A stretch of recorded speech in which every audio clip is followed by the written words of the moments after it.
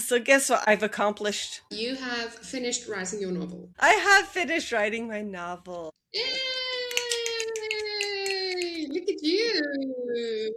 Each month I'm like, okay, do it. I'm gonna do it. I'm so close. I'm so close. I'm so close. So when it finally happens, you're like, yes. How many words? What's the word count? What's the word count? That's a good question. Let me jump over here and check it real quick. The word count is currently at 98,000 words. So I've even gotten under the 100,000 that I aimed for. I know, I'm impressed. I thought you were going to be like 120,000 words. So, I mean, that's a neat number you can actually work with when you start editing. It is. It is. And since I tend to get feedback that, hey, you're missing things, I have room to grow. So we're good. We're good. Exactly. So, what's the next step now? Are you going to let it like sit for like a while or what's happening? I usually let it sit for a while, but my beta reading group is already working through it. So I have to get the next chapter out to them. So they're Oh, doing okay. an alpha read instead of a beta read this time. And so they're getting the raw, like first draft stuff. It's been interesting. I know. It's a love hate relationship. But I think once they finish it, I will let it rest for a little bit so I dwell on their feedback and then go Yeah. in and edit. Cool, cool, cool. Yeah. Alrighty. So, I have my passion fruit and cranberry tea today. Ooh, yummy. That sounds, does it Mm. taste as good as it sounds? Actually, it does. Oh, yay. That's even better. Yeah, I've got my cat mug who's currently trying to jump on the laptop. The special thing about this hot chocolate is the marshmallows inside are homemade marshmallows. Are you ready for this episode? Because I am stoked. I am. So, let's hop into it.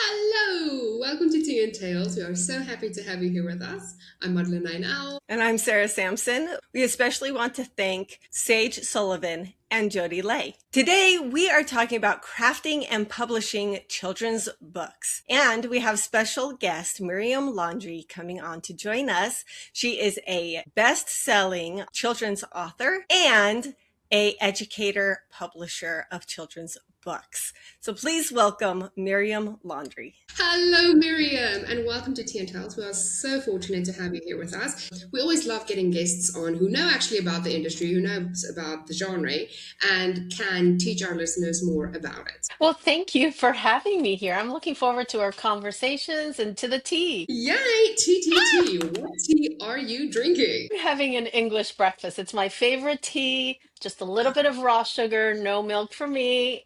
Don't be appalled, no milk for me.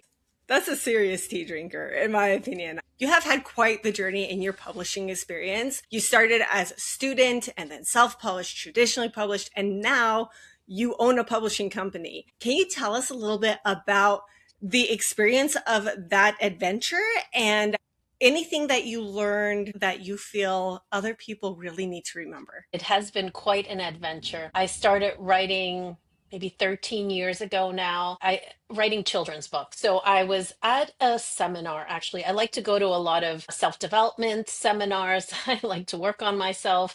At that time I was there. I had just lost my 17-year-old niece to suicide. So I was not in a good place. That was helping me. And on the flight home, I kept thinking about my four children, and I wanted to come home and share a little bit of the goodness I had just learned in self-development and teach my kids. But I knew that I couldn't just come home and dump the information on them. It was too serious. So on the flight home, I wrote the first draft to my children's book, which is called I Can Believe in Myself, about letting go of the word can't. But here's the thing with children's books, the message has to be hidden into the story, right?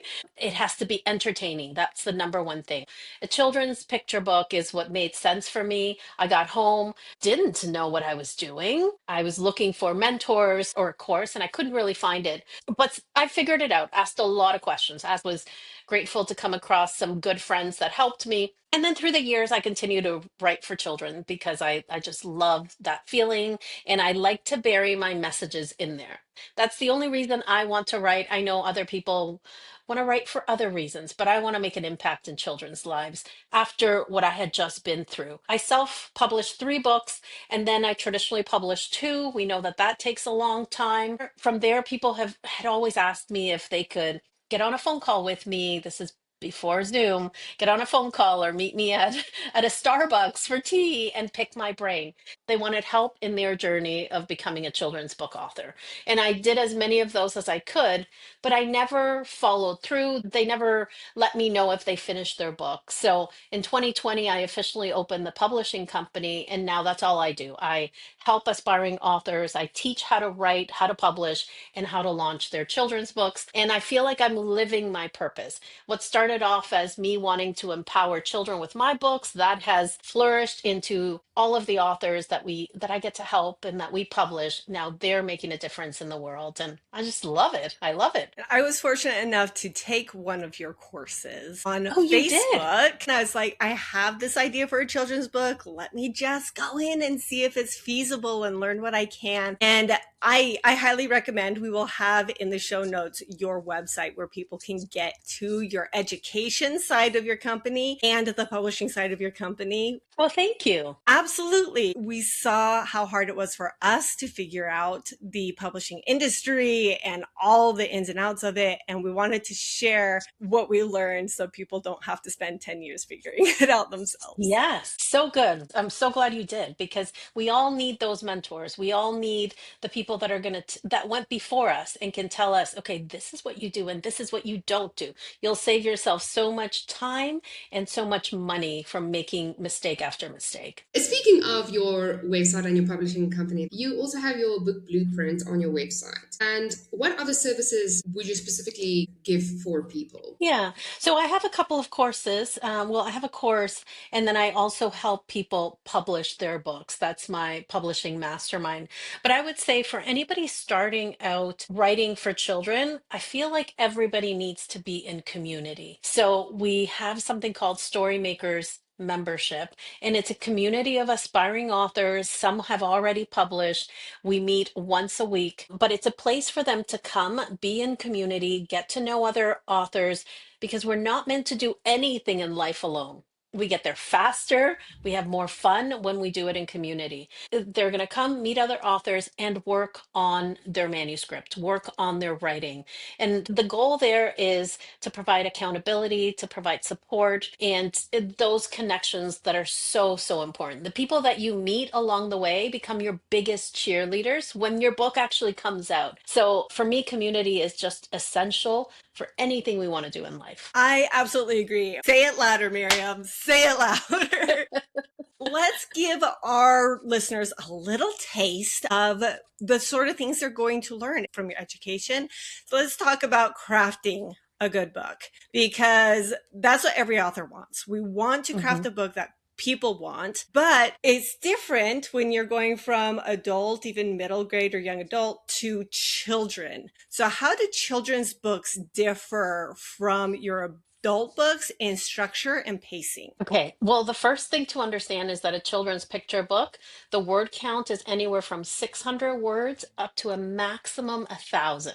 That would be the max. The sweet spot is 600 to 800 words. So you don't have a lot of words to tell a story here. You want to have one problem in the story and take that child through figuring out the solution to their own problem. So your main character could be 6, 7 years old. And it's important for us to put ourselves in the mindset of that 6, 7-year-old. And what are the problems they're facing at that age? The solution, of course, has to be child friendly, something that they're going to figure out on their own. I would say that that is the biggest difference. We cannot have a huge plot, several plots. We are very limited to the number of words. Okay, so I actually have a question for that. So the authors that come to you for you to help them publish, do you also kind of help them to work on their plotline, to work on their storyline, to work on their editing, or are you only specifically there to help them publish their novel? So both. Through Storymakers, we work on manuscripts, and we know that it's it's not right. The first time that we write that first draft, it's not the final draft. So that's number one for our children's book authors to understand, for all of us to know, right? And through that, there's a lot of self editing that has to happen. We provide really important questions for them to start doing their own self edits. And then they have to hire a professional editor. So we support them in that. So to answer more specifically, it's very important that they continue to work on that story. So either through our connect calls, we have peer-to-peer reviews, peer-to-peer feedback. We have guest speakers that come in through the story makers. And then if people want to ascend to I have a program called Children's Book Masterclass, where we spend a lot of time teaching on how to write for that specific age group, then how to self-publish, how to launch their book, and how to market their book. There's different stages. The first part, I feel like, find your community, start writing. Because when we try and do things alone, the first setback, a lot of us stop right there. And if we're not in community, if we don't have the support system around us, we may not get to the next phase. So, number one, find your community, find your people that are not going to let you quit. I think Sarah and I have spoken so much about this on this podcast. Like beta readers, writing groups, the community is so important because writing can be such a lonely industry and Yes. such a lonely process. And so to have those people who actually understand what you are going through, it's a wonder. For children's novels, you have children's, then you have middle grade, then you have young adult. So for children, what is the age that children books are for? Like what age of children? I think it's like what, up until 8? So there's different age categories for children's books. So there's the toddler books that go up to 3 years old, babies to 3. Then we have children's picture books, which is what I specialize in. That's what I teach about, and that's for 4 to 8. It doesn't mean that a 9 or 10-year-old won't read it, but that's the general age group. And then from there, there's early readers for children, maybe 7 to 8, who are starting to read on their own, simple sentences, short sentences. Then they're going to move on to chapter books, which would be 7 to 10. Now we're talking about 8,000 to 10,000 words. And then move on to YA novels. And we know even adults, lots of adults read those books. But for me, I specialize in children's picture books. I heard a statistic in my early days when I was going through the grieving, my niece, and I really wanted to impact children's lives. I heard that children, by the time that they're 8 or 9, have made up their mind about how they fit in the world.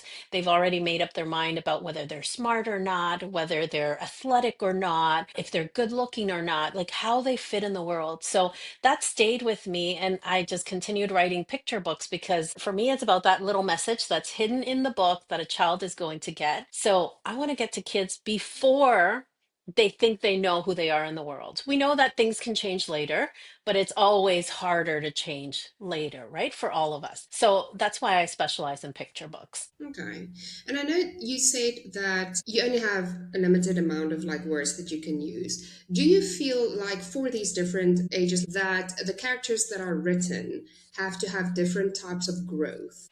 Right. For a toddler book, you're not looking at growth. You're looking more like good night moon, saying good night to the things around you, or just from beginning to end of day kind of thing. But in picture books, there has to be growth in the character. And again, it has to be childlike growth. A child, for example, can't set out to, I want to change the world. And all of a sudden, they've changed everything in the world and there's peace and there's no more hunger. So that's not realistic. It has to be a problem that a child faces. So, for example, I can think of one specifically, this author, her name is Lori Parks. Her grandson came home from school and he had just learned about the way children live in other countries that don't have a lot of food or where children have to work at a young age. And he didn't like it.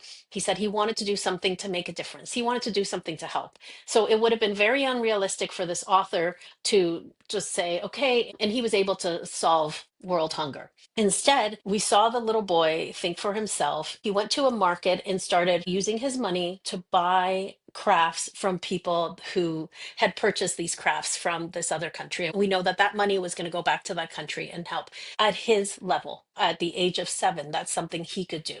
Or he could sell his toys, have a garage sale, and then donate that money. So we want to see growth in the character, but it has to be something realistic that a child that age can learn and grow from. I think that's one of the most difficult things for us as adults to get into is that mindset of what can a kid do? What sort of problems and emotions do we need to keep in mind for our child readers so that they can relate to it? Yes, you're absolutely right. That is the hardest thing because a lot of times, even when I read manuscripts, we hear the child's voice start to change to then sound like an adult to fix the problem. And we know that's the author voice, that's not the child voice. Of course, we should always be reading for that age group that we want to write for. I think it's really important to surround yourself, to put yourself with children, whether you have them or a friend has children that age, or spend extra time. I remember when my children were young, when I picked them up from school, they'd want to play at the playground. I was listening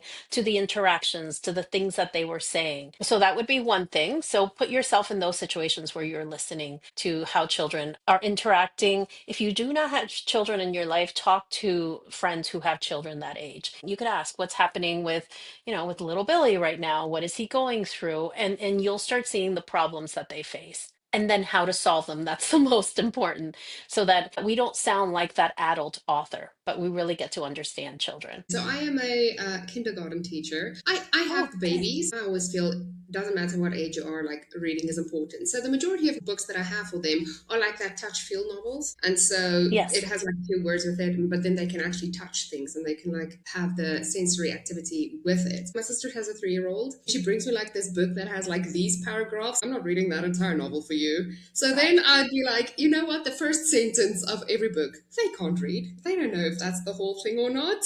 I love that you bring that up. So I have a granddaughter who's 2. She loves books. We don't have a lot of board books in the house because obviously I write for and I publish for picture books, but she will come into my office. She'll say, Mimi, can you read a book? So we sit down and I'm not reading the story. She's just 2, but she's getting so much from us flipping the page. And again, I'm just talking about how many cats do you see? What do you think this little cat is doing?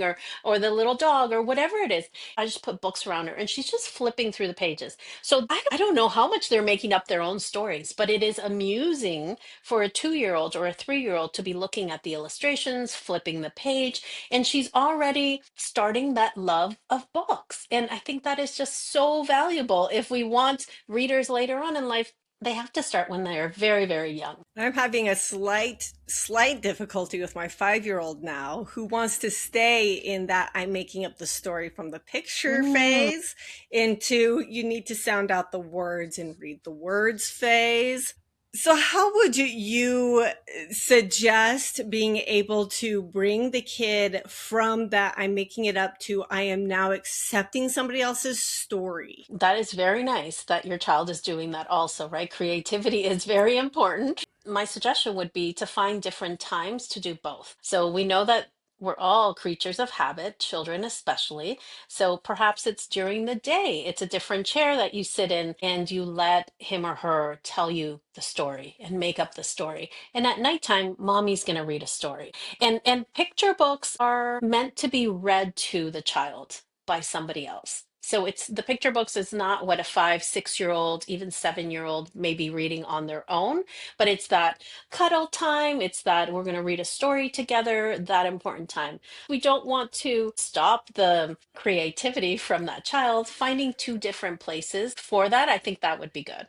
I love that suggestion. I really do. And especially because when I was in your course, you talked a lot about connecting the reader to the stories so that they can like take it into themselves and love it. How much do we balance that entertainment and pulling them into the story with the lessons and morals that we're trying to teach them? That's a very good question. So, the number one goal of a children's picture book is to entertain the child. We have to remember that's number one. If we can have a message hidden in there, buried in there, then that's a plus. We don't want to be preachy with our children's books because we know kids are not going to want to sit down and hear that story again.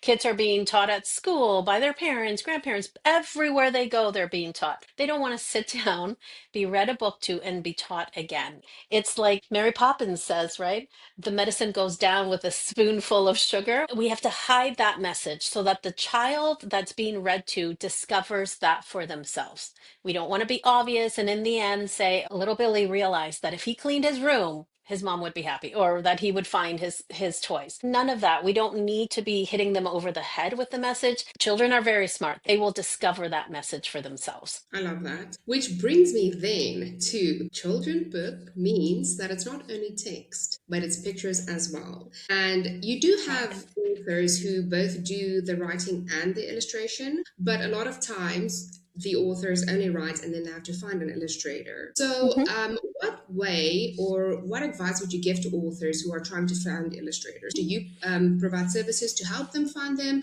or is your publishing company that you have both for authors and illustrators? Okay, so it's just for authors. I just work with authors. I teach authors how to write. I don't do any illustrations myself. I hire that out. So if you decide to go traditionally publish your book, then the publisher will find the illustrator for the book. If you are self-publishing or hiring a company for services like we do, then you would be the one finding the illustrator. For me, I think it's really important for the author to choose who they want to work with, because you want to find an illustrator that has the same vision as you do for the book. As authors, especially children's picture books, we have an idea of what our characters look like, what the feel of the story is going to be, what the look of the story is going to be. I think it's unfair for a publisher to go pick an illustrator and then that's nothing like you had written the story. So my advice is always, if you're a children's book author and you're looking for an illustrator, first figure out what type of illustrations you like. What are you drawn to? And you could just go to a bookstore and look at all kinds of illustrations. There are so many variations, from soft watercolors to even just sketchy type of illustrations. There are so many varieties. So it's important to fall in love with a style of illustrations and then look for an illustrator that works within that style. So you can either start contacting illustrators that you love their work. You can find everybody on social media these days. You can also go to an agency that works with illustrators. The number one thing there is let them know, this is the style of illustrations that I like. These are examples. This is my budget and this is my timeline. And then they'll only send you those illustrators that can work within those parameters. We can get overwhelmed if we go to a website and see so many portfolios. It can get very overwhelming. So finding an agency, I think that works. Like, how does the balance work between the illustration and the text? Like, how do you kind of decide like which picture would work, if that makes sense, or which not? Right. So it is a partnership, right, between the author and the illustrator. So, number one, I would say, is you have to finalize your story, have a professional editor go through it, and the story is final before hiring an illustrator. From there, the very first thing that I would ask is for a sketch of the main character.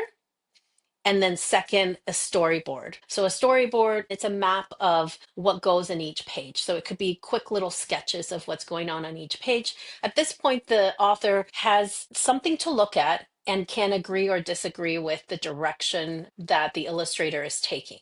So that's a very important step that I would not miss. And then the illustrator is completely working on each page and then sending them for you to review as the author. So it is a partnership. And if you don't agree, definitely communicate that with your illustrator. This is your project. You should be happy with the illustrations and how it all comes together. Is that something you're going to want to do with the illustrator before you sign a contract with them, or is that after the contract? It would be after the contract. Well, first, you're going to see their portfolio. So you'll know right from the beginning if this is somebody you want to work with or not. What I did for my first book, because I just didn't know very much, I reached out to 5 illustrators and I asked them to do a sketch of my main character.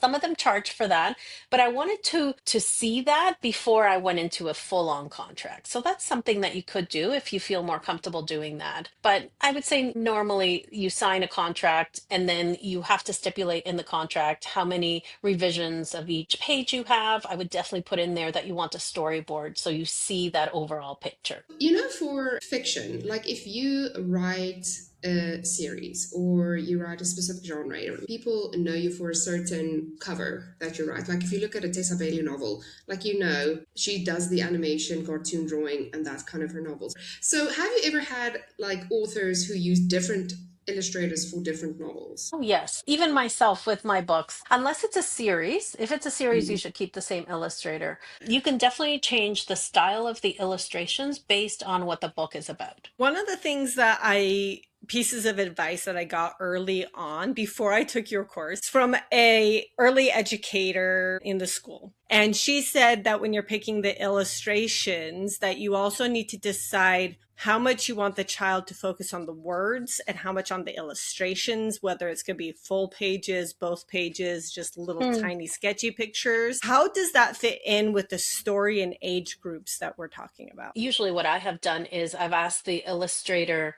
to give me a mix of them. I also think it's really important for us to trust our illustrators. You've been through all the work, you've done your due diligence to hire the illustrator you want to work with. If we're micromanaging them and telling them, okay, in this page, this is what I want to see, and in this page, this is what I want to see, we're not illustrators. Let them, we're the creative people on the writing, let them be creative with the illustrations. All of my illustrators for my books have always surprised me on how their imagination works. I can think specifically about my first book for I Can Believe in Myself. There was a scene where the little girl is very frustrated because everybody's also saying I can't and she's not able to help them. And she's in a playground setting. And in the illustrations, there's just this toy with different letters that you can just, I don't know, A, B, C, or something like that. The illustrator, later on, I noticed the letters spelled mad, right? MAD, right? I mean, these are just little details that you don't think about that an illustrator is going to feel the story and put it out in the illustrations. So I can give you a lot of examples like that. We really have to trust that our illustrators know what they're doing and also let them be creative. You're going to have a better book in the end, just a very captivating book in the end. Oh my goodness gracious. Like I had to sit for a second with that and just think, because how often do we as writers want to have full control, especially if we're going into self-publish? I need to make sure everything is exactly my vision. I think that's going to become a new phrase that I'm going to write on my wall. Trust your illustrator. And I think that even though we're talking about children's books, that goes into illustrators for older books as well on your covers, or if you have little illustrations on the inside of your middle grade or YA books, that you need to allow people to buy into your vision that way. One more fun thing with children's books, because it becomes a partnership and you want to be communicating with your illustrator. For the first couple of books that I wrote, I wanted to, I told my illustrator, I want to include my children in some way, but I don't want to name any of the characters, their names. I just want to give them a little something. And she had a great idea. There's a scene where children come into a classroom and they hang up their coats and their backpacks. And at the top of that, it usually says the child's name. So she put the children in my story there, and then she put all of my children's names kind of hidden in there. And this was so special. Of course, I didn't tell my kids. And when my daughter saw it, the second daughter, who at the time would have been maybe 8, she saw her siblings' names first. And she said, oh, there's Serena here. There's Aiden. And then her face lit up when she saw her name in the book. Find a way to put in those little Easter eggs that just mean so much to you and to your family. Nobody else will I know. just It's just an internal thing. That's so cool. Let's go a little bit into the publishing side now. So once you've crafted this book, once you've got the illustrator, you've got everything together, there's hardcovers, paperbacks, ebooks, that sort of thing. Which formats do you suggest children's writers to look into as they're going into publishing? So, under my publishing company, we do all three for our authors. I know from experience as an author that parents will gravitate more to the soft cover, to the paperback. So I used to visit a lot of schools and I would sell books there. I would send home the book order forms and they would fill them out and send them to me.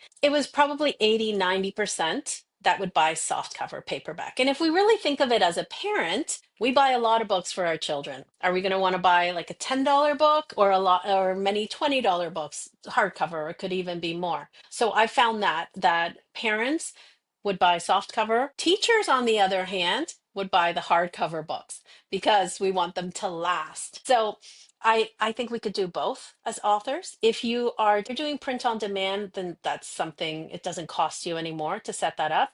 If you're going to a printing company and printing 1,000 copies of your book, then I would say go with soft cover first. I think about going into schools and doing presentations to children. I would always talk about the writing part, but I would always show some of the illustrations, right? How a character started to how a character finished, because we don't know. There could be a lot of children who become illustrators, who love art, who love coloring, just like you said, painting. So it's good to expose them to many things. What I'm getting right now, and tell me if this is a good summary, that we need to be thinking about the children's personal growth, their reading growth, and their artistic growth so that they can decide what they want and which books speak to them. Mhm. How do we work in those children beta readers and make sure that speaking to them like we think they are? I'm going to just caution you from using your own children, because your children are going to love sitting beside you, that cuddle time, and they're going to say, "Yes, the book is great." Right? If they're young, if they're up to 8 years old. So if there is a way that you can get into a school, so if your children are of that age, you can ask the teacher if they know you're an author to come in and read to their children in the classroom. I actually did this for a couple of my books because my children were that age. I was very involved at the school. So I wanted to see firsthand what kids thought about it. I tested also the title of my book with the kids. I would say that a lot of people cannot, right? Don't have access to that. So in that way, I would say it's very, very important that you find a good editor, a professional editor that specializes in children's picture books. So a good editor will be able to tell you when you're missing something in your story, if your main character is not acting like an actual 6-year-old or a 7-year-old, because they have the experience from either, most likely, their children's book author, the authors themselves, and their editors for that age group. I think we have to be very careful of, well, first, not hiring an editor. A lot of people do that. Or they think, oh yeah, my friend took English in university. She knows, right? She's not a book editor. And then we have to find somebody that writes for that age group. It's very different than writing a novel. Never skip the editor's stage. But if you cannot find children to beta read your book, that's okay. Really trust your editor at that point, and definitely ask what other books have they edited, what their experience is. Do your due diligence. I see it all the time where people are like, "Do I even really need an editor?" I'm like, "Well, most adult books actually need like 3 editors if you're going Right. to really edit correctly."